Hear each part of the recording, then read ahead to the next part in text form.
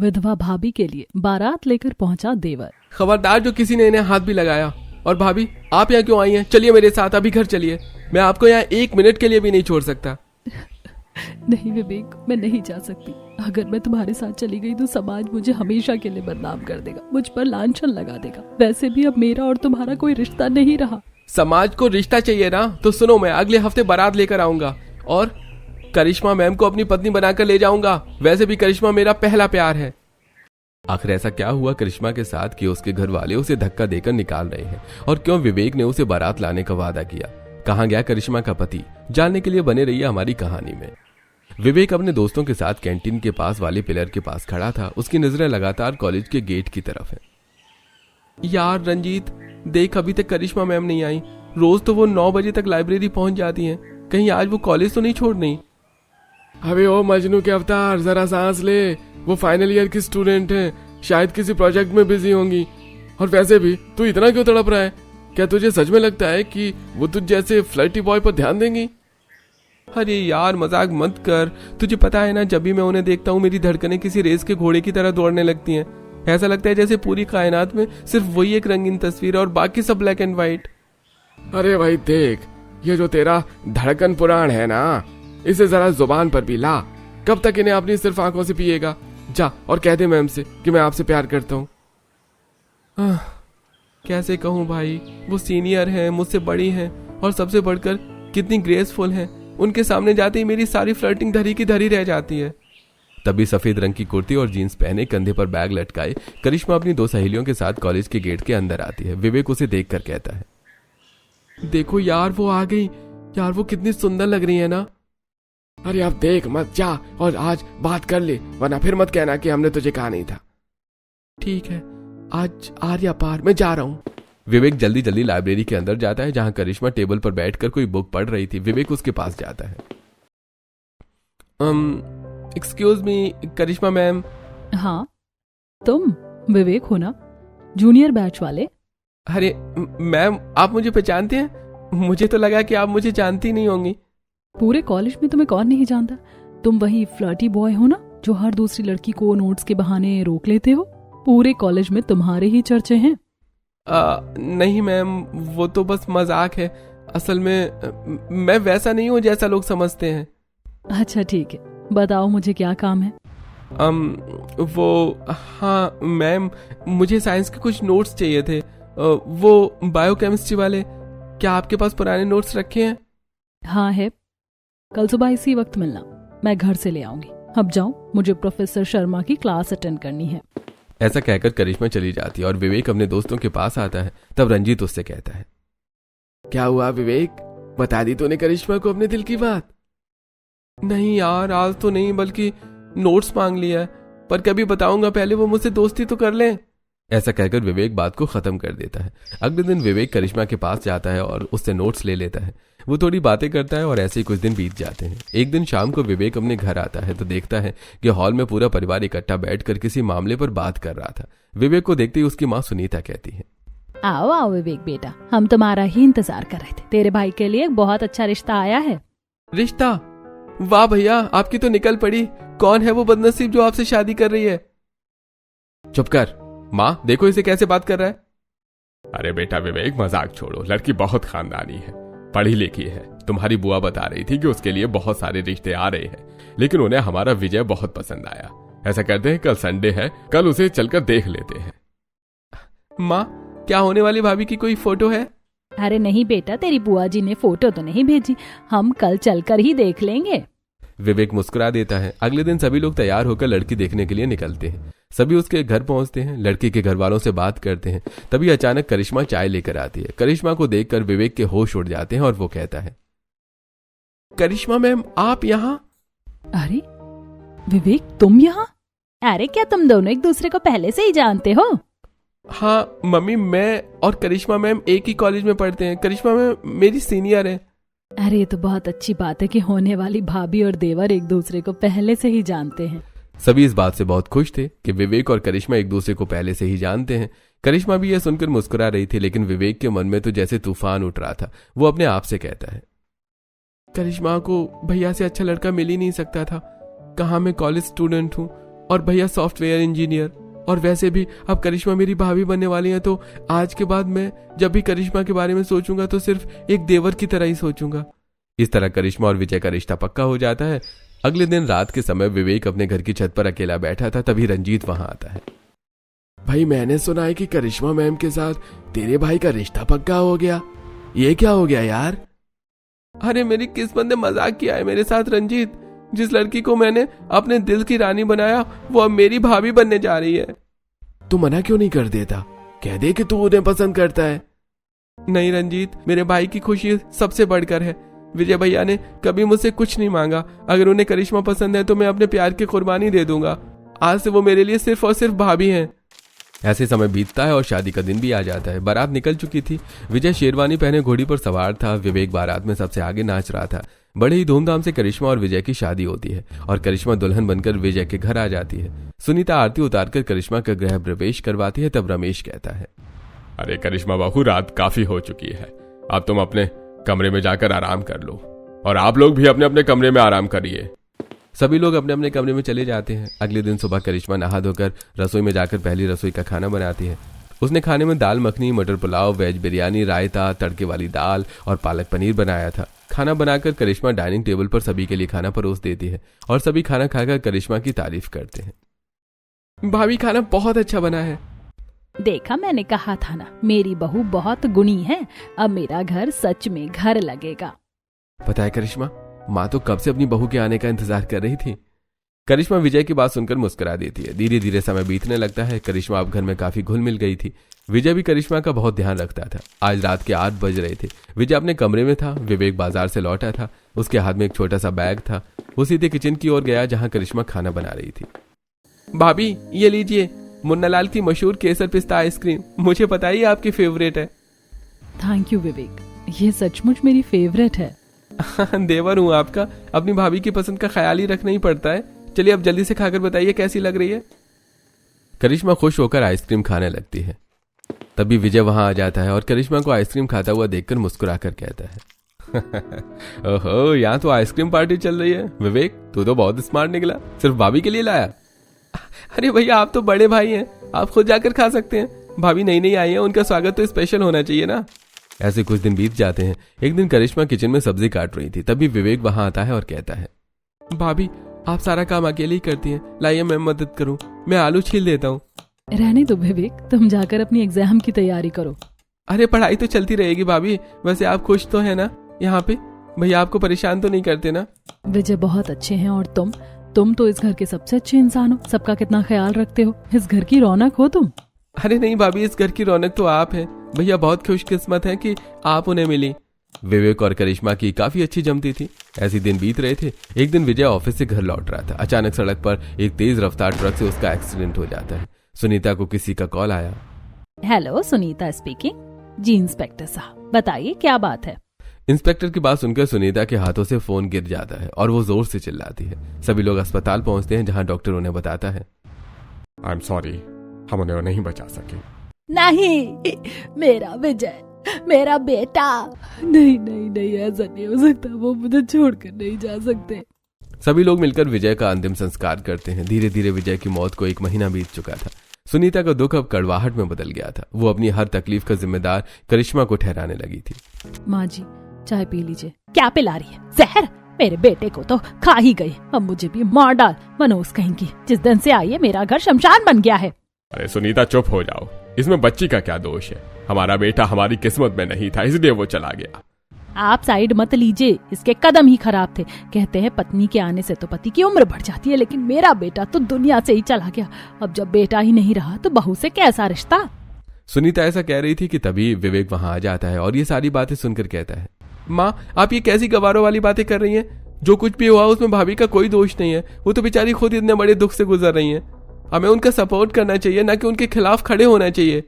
विवेक की बात सुनकर सुनीता गुस्से से उठकर अपने कमरे में चली जाती है। तब करिश्मा कहती है, थैंक्स विवेक, मुझे समझने के लिए।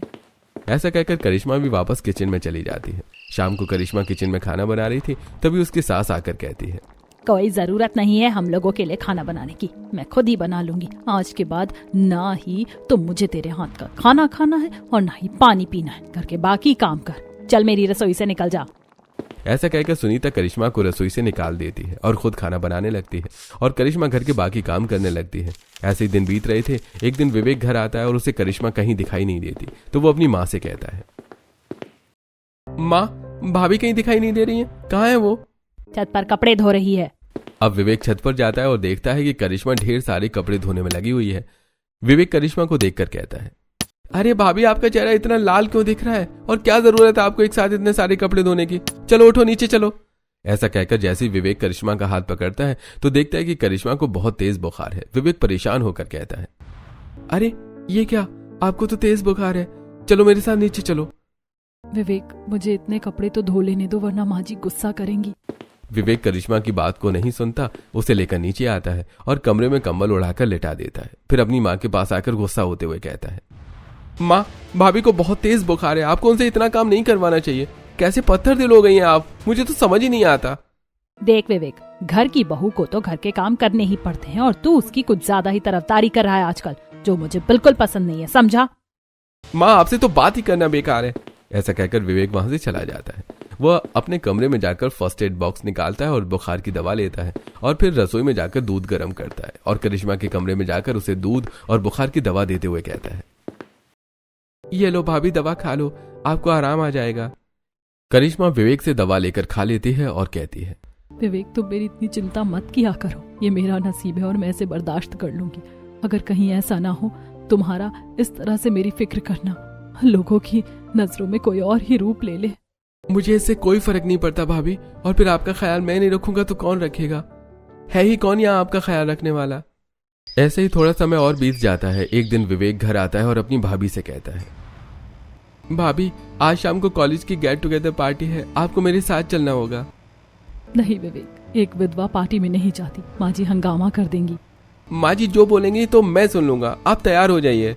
करिश्मा की बहुत मना करने के बाद भी विवेक नहीं सुनता और उसे तैयार होने के लिए कहता है, भाभी, कॉलेज गेट टुगेदर में ब्लैक साड़ी ड्रेस कोड है, तो आप जल्दी से ब्लैक साड़ी निकाल कर पहन लो, फिर हम चलेंगे। लेकिन विवेक, मेरे पास तो ब्लैक साड़ी है ही नहीं। अरे कोई बात नहीं, हम अभी बाजार चलते हैं और ब्लैक साड़ी खरीद कर ले आते हैं, चलिए मेरे साथ। अब विवेक करिश्मा को बाजार ले जाता है और करिश्मा को एक बहुत सुंदर ब्लैक कलर की साड़ी दिलाता है। करिश्मा ये देखकर बहुत खुश हो जाती है।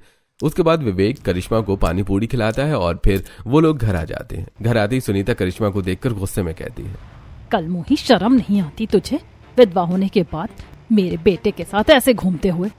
माँ जी, मैं तो मना करी थी लेकिन विवेक ही नहीं माना। हाँ हाँ, बना ले बहाना, मेरे एक बेटे को तो खा ही गई तू, अब अपनी मनहूसियत का साया मेरे दूसरे बेटे पर भी डाल दे।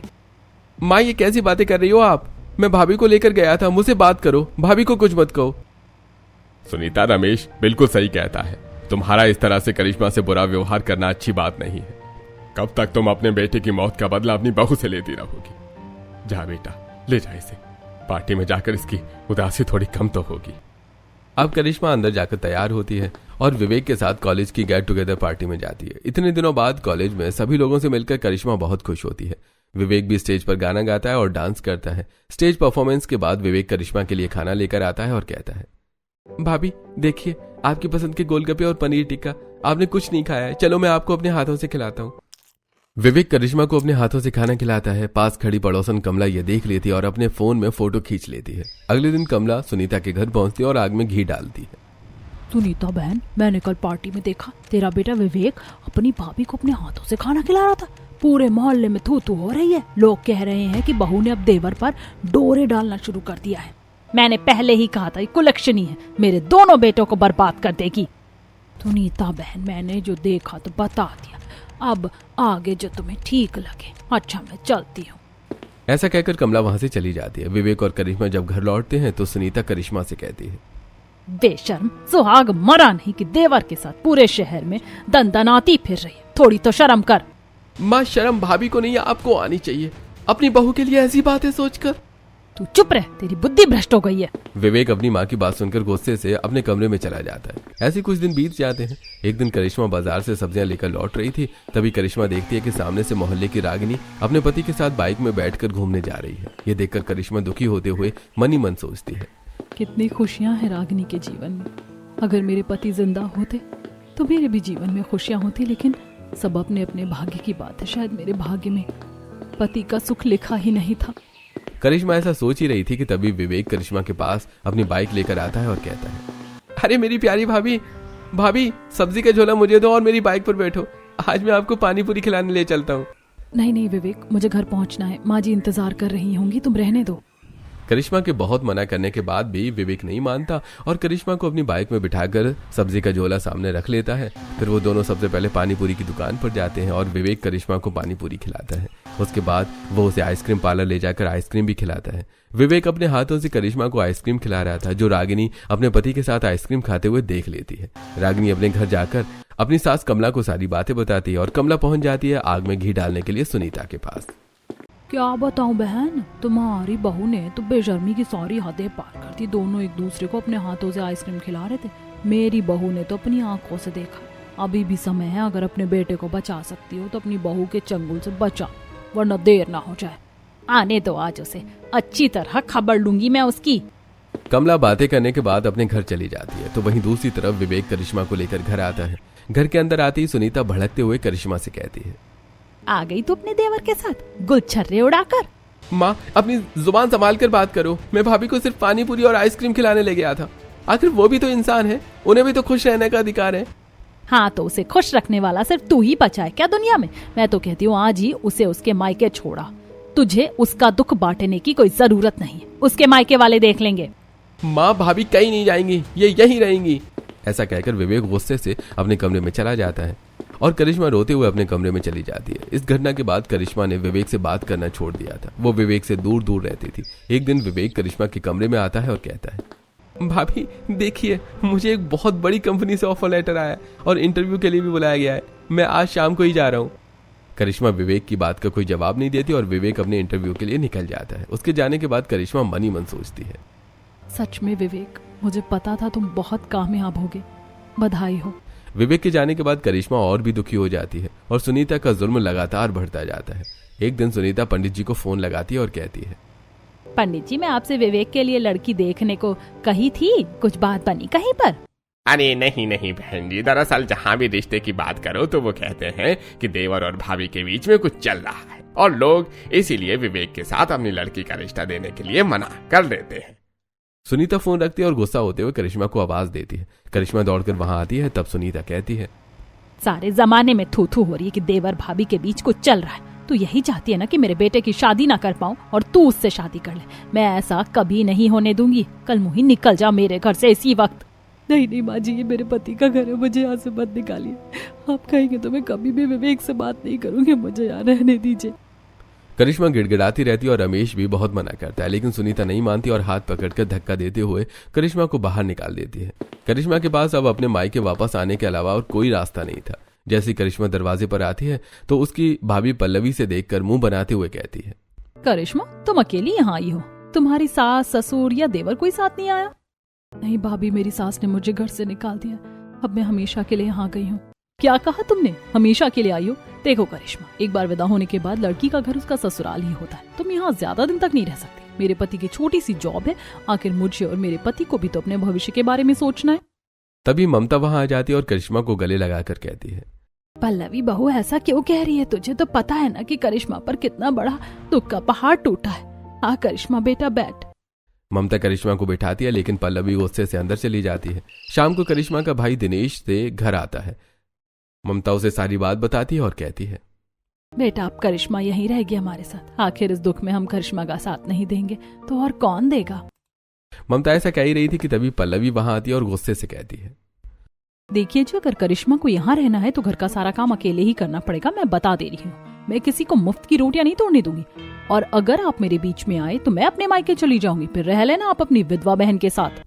ऐसा कहकर पल्लवी गुस्से से अपने कमरे में चली जाती है। तब दिनेश करिश्मा को समझाते हुए कहता है, करिश्मा तुम तो जानती हो कि तुम्हारी भाभी का नेचर कैसा है। कल से तुम ही घर संभाल लेना ताकि वो तुम्हें यहाँ रहने दे। भैया, मेरी किस्मत ने मुझसे इतना बड़ा मजाक किया है कि उसके आगे ये दुख तो कुछ भी नहीं है। आप चिंता मत कीजिए, मैं भाभी को किसी शिकायत का मौका नहीं दूंगी।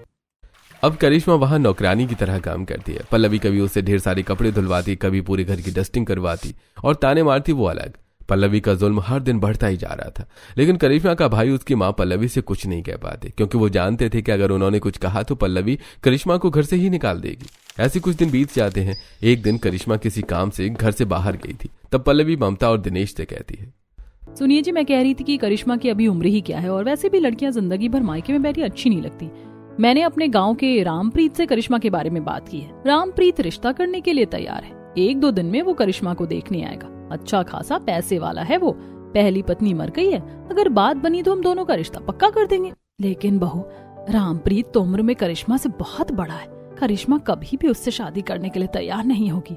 माँ जी, करिश्मा को कोई सपनों का राजकुमार नहीं मिलने वाला। अब भलाई इसी में है कि करिश्मा को समझा बुझाकर रामप्रीत से उसकी शादी करा दी जाए, वरना जिंदगी भर विधवा बैठी रह जाएगी आपकी बेटी। हाँ, माँ पल्लवी ठीक कहती है। वैसे भी करिश्मा जब से इस घर आई है तब से लोग तरह तरह की बातें बनाते हैं, और सिर्फ उम्र ही तो ज्यादा है रामप्रीत की, और तो कोई बुराई नहीं है उसमें। पल्लवी, तुम रामप्रीत को बुला लो। इधर जहां करिश्मा का रिश्ता रामप्रीत के साथ करने की बात चल रही थी, वहीं दूसरी तरफ विवेक अपने घर पहुंचता है और अपनी माँ और पिताजी से कहता है, माँ, पिताजी, पता है आपको, मैं जिस इंटरव्यू के लिए गया था वो जॉब मुझे मिल गई है। बहुत अच्छी सैलरी और पोस्टिंग भी अपने शहर में ही है। जल्दी मैं जॉब ज्वाइन कर लूंगा। अरे वाह बेटा, ये तो बहुत खुशी की बात है। अब जल्दी ही मैं तेरी भी शादी करके घर में बहू ले आऊंगी। हाँ विवेक बेटा, आज अगर तुम्हारा बड़ा भाई होता तो ये देखकर बहुत खुश होता। पिताजी, भैया नहीं है तो क्या हुआ, भाभी है, मैं उन्हें भी जल्दी से खुशखबरी देकर आता हूँ। कहाँ है वो? भाभी, भाभी कहाँ हो आप? ये कहकर विवेक पूरे घर में करिश्मा को ढूंढता है, लेकिन करिश्मा उसे कहीं भी नहीं मिलती। तब वो अपनी माँ से आकर पूछता है, माँ, करिश्मा भाभी कहीं दिखाई नहीं दे रही है। कहाँ है वो? कहीं बाहर गई है क्या? नहीं बेटा, करिश्मा घर में नहीं है, बल्कि तुम्हारी माँ ने तुम्हारे जाने के बाद उसे धक्के देकर घर से निकाल दिया और वो यहाँ से अपने मायके चली गई। माँ, ये क्या किया आपने? भाभी को घर से निकाल दिया? अरे शर्म नहीं आया आपको ऐसा करते हुए? एक औरत होकर आप दूसरी औरत का दुख भी नहीं समझ पाई। पता नहीं किस हाल में होगी वो। मैं अभी जा रहा हूँ उन्हें लेने के लिए। विवेक, उसका पति दुनिया से चला गया। अब उसका ठिकाना उसका ससुराल नहीं बल्कि उसका मायका है। अगर वो यहाँ रहेगी तो पता नहीं लोग उसके बारे में क्या क्या कहेंगे, इसीलिए उसे वहीं रहने दे। माँ, किन लोगों की बात कर रही हो आप? जो सिर्फ बातें करना जानते हैं, आपका सुख दुख में साथ देना नहीं। मैं ऐसे लोगों की बातों को नहीं मानता। मैं जा रहा हूँ भाभी को वापस लाने, और उन्हें वापस लेकर ही आऊंगा। ऐसा कहकर विवेक बाहर निकलता है और अपनी बाइक उठाकर करिश्मा को लेने के लिए निकल जाता है। तो वहीं दूसरी तरफ रामप्रीत रिश्ता लेकर करिश्मा के घर आता है। रामप्रीत और करिश्मा के घर वाले बैठकर बातें ही कर रहे थे कि तभी करिश्मा बाहर से आती है। तब पल्लवी उससे कहती है, आओ करिश्मा, रामप्रीत को तो तुम जानती हो। हमने तेरी शादी रामप्रीत से तय कर दी है। रामप्रीत तुझे रानी बनाकर रखेगा। क्या भाभी, आपने मुझसे बिना पूछे मेरी शादी तय कर दी? आपने सोचा भी कैसे कि मैं इस बुढ़े रामप्रीत से शादी कर लूंगी? वो मेरे पिता की उम्र का है। आप मुझे बेचना चाहते हैं, मैं मर जाऊंगी पर ये शादी नहीं करूंगी। यह सुनकर रामप्रीत गुस्सा होते हुए कहता है, अरे भाई बहन जी, आपने मेरी बेइज्जती करने के लिए बुलाया है? ठीक है, मैं जा रहा हूँ, लेकिन मैं भी देखता हूँ कि इस विधवा औरत से कौन राजकुमार शादी करता है। ऐसा कहकर रामप्रीत गुस्से से उठकर वहां से चला जाता है। तब पल्लवी गुस्सा होते हुए करिश्मा से कहती है, नखरे तो देखो महारानी के। एक तो मायके में आकर बैठ गई, ऊपर से इसे शादी करने के लिए कोई राजकुमार चाहिए। भाभी, आप क्यों मेरी शादी के पीछे पड़ी हो? मुझे किसी से शादी नहीं करनी। मेरे पति की यादें ही मेरे जीवन का सहारा है। आहा, पति की यादें ही जीवन का सहारा है, तो फिर यहाँ क्यों रह रही है? निकल जा अपने पति की यादों को लेकर यहाँ से और अपने ससुराल में जाकर रह। ऐसा कहकर पल्लवी करिश्मा को धक्का देकर घर से निकालती है। करिश्मा गिरने वाली होती है, तभी विवेक दरवाजे पर आकर करिश्मा को संभाल लेता है और कहता है, खबरदार जो किसी ने भाभी को हाथ भी लगाया। और भाभी, आप यहाँ क्यों आई हैं? चलिए मेरे साथ, अभी घर चलिए। मैं आपको यहाँ 1 मिनट के लिए भी नहीं छोड़ सकता। नहीं विवेक, मैं नहीं जा सकती। अगर मैं तुम्हारे साथ चली गई तो समाज मुझे हमेशा के लिए बदनाम कर देगा, मुझ पर लांछन लगा देगा। वैसे भी अब मेरा और तुम्हारा कोई रिश्ता नहीं रहा। समाज को रिश्ता चाहिए ना? तो सुनो, मैं अगले हफ्ते बारात लेकर आऊंगा और करिश्मा मैम को अपनी पत्नी बनाकर ले जाऊंगा। वैसे भी करिश्मा मेरा पहला प्यार है। विवेक की बात सुनकर घर के सभी लोगों के साथ साथ करिश्मा भी हैरान रह जाती है और फटी फटी आंखों से विवेक को देखने लगती है। तब विवेक कहता है, हाँ करिश्मा भाभी, मैं हमेशा से ही आपको पसंद करता था, लेकिन जब मुझे पता चला कि आप मेरी भाभी बनने वाली हैं तो मैं अपने दिल की बात दिल में ही दफन कर दी। पर अब जब आप मेरी भाभी नहीं रही, मैं आपको अपनी पत्नी बनाऊंगा। मैं जा रहा हूँ, लेकिन जल्दी बारात लेकर लौटूंगा और आपको दुल्हन बनाकर यहाँ से ले जाऊंगा। मेरा इंतजार करना। ऐसा कहकर विवेक वहां से चला जाता है और करिश्मा अपनी कॉलेज की पुरानी यादों को याद करके रोती रहती है कि कैसे विवेक उससे बार बार बात करने की कोशिश किया करता था और कैसे उससे अपने दिल की बात कहने की कोशिश करता था।